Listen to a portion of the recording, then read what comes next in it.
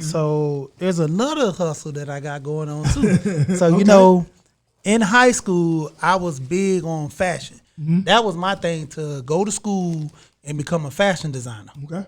And so my everybody that knew, like Marquise and all them, I had started a clothing line in high school called Scarred Nation. Okay. You know, and everybody, they was rocking with it. And what that means? Scarred Nation. Yeah. So Scarred Nation, and this was crazy. I was young and I was thinking about this.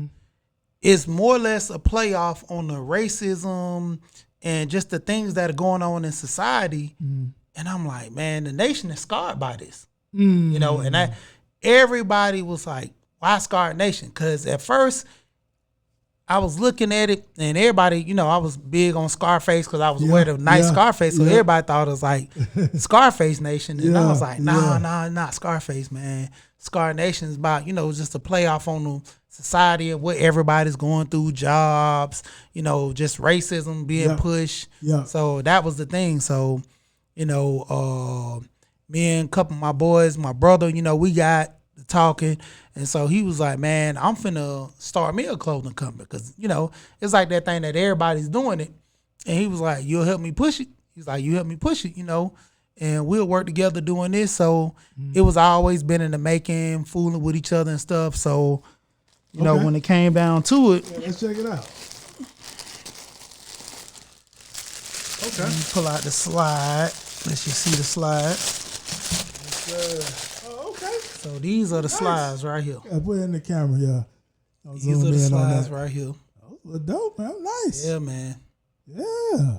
Fly. You know, and you got the metal and everything on there. Everybody say they real comfortable, man. Yeah. You know, and look comfortable, start doing it. Like, he got to get bigger sizes, but man, he had a truckload of this dropping at my house. I'm like, hey, bro, I got like 30 something whatever at the house. Like, what's going on? So he just like dropping like crazy. And I'm like, man, all right. I was like, so you want to do this? Let's go.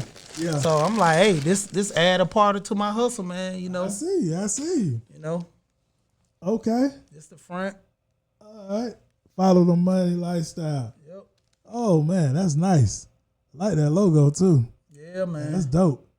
I love it, man. I love it. Yep. So we got to support you as well. I love it. Yeah, man. It got to a point, man. We started, you know, doing it and had my boys actually, you know, rocking it at school, showing their friends and everything.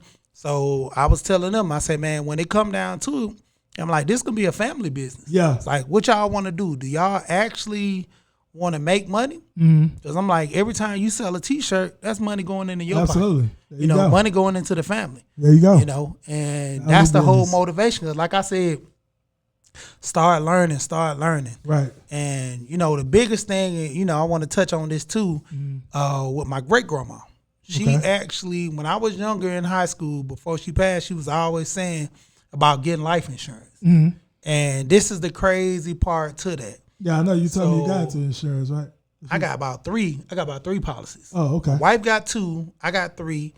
My 14-year-old boys, they got policies. They got IULs. Okay. You know, everybody talk about the IUL. They got IULs at, you know, 10 years old. And that was one of the big things that I got from one of my boys up in New York. Yeah. Alonzo Hall. I was talking to him, and me and this guy, we actually met on YouTube. Oh, okay. So we started talking and everything, and he told me sold insurance. And when I started, you know, questioning him about certain things, he's like, do you sell insurance? I'm like, nah. I'm like, I'm just real endowed in it because my whole thing is like follow the money. Right. I'm following the money, you know? So I know that with the Rothschilds, you know, you had the Rockefellers, the Kennedys, all them, they life insurance policies are real big. Yeah. And a lot of people, you know, don't understand that there's a lot of money in these life insurance policies. And if you know, structure them right, man, you can make a lot of money. So my great grandma, she would always say, don't be a burden. You know, don't be a burden to nobody. You know, get your policies, do what you're supposed to do.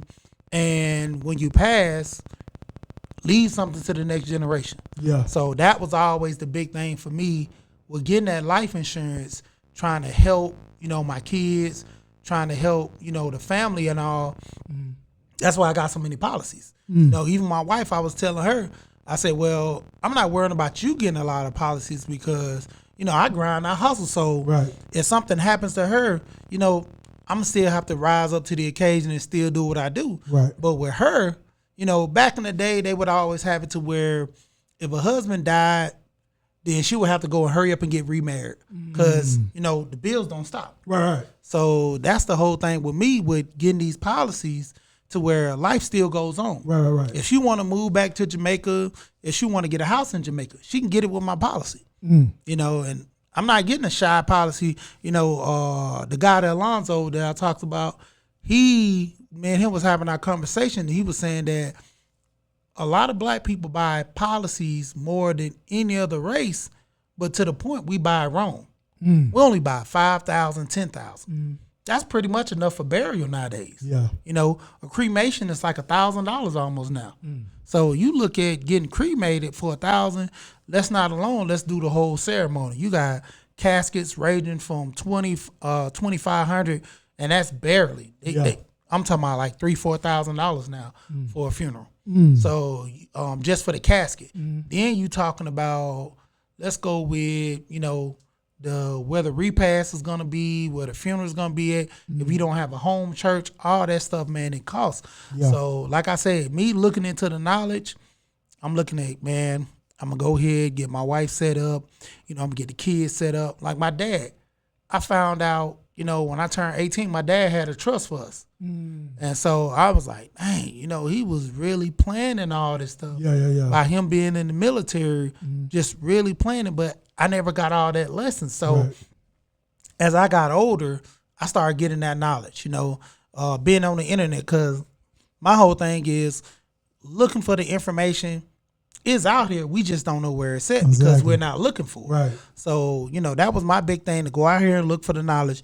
YouTube is like real helpful, man. Absolutely. Man, like we look on there for entertainment, funny. Yeah. Everybody always known YouTube back in the day from watching cat videos. Right. Exactly. And the Vine. Exactly. Do it for the Vine. Exactly. But now, man, it's like I'm finding all this information. A lot of education and knowledge. Yep. And that's the biggest thing, man. A lot of people, man, we get entertained so much, we forget about the knowledge. Yeah. And that's what, what's been keeping me afloat was the knowledge. I move with the curve, man, and the wave. So if I see that me doing this job right here ain't working, I'm going to start getting into another industry. But the biggest thing that always kept me, like you said, working with my hands. Yeah. I've always, to the point where I've never had a job. Even to a point where I started it was a non-emergency company where we pick up people, take them to dialysis, take them to doctor's appointments and everything. Started that company. It was pretty good, doing well. Yeah. Me and my business partner didn't really see eye to eye. And so, versus someone gave me the advice to go ahead and, not deal with him and just start something else.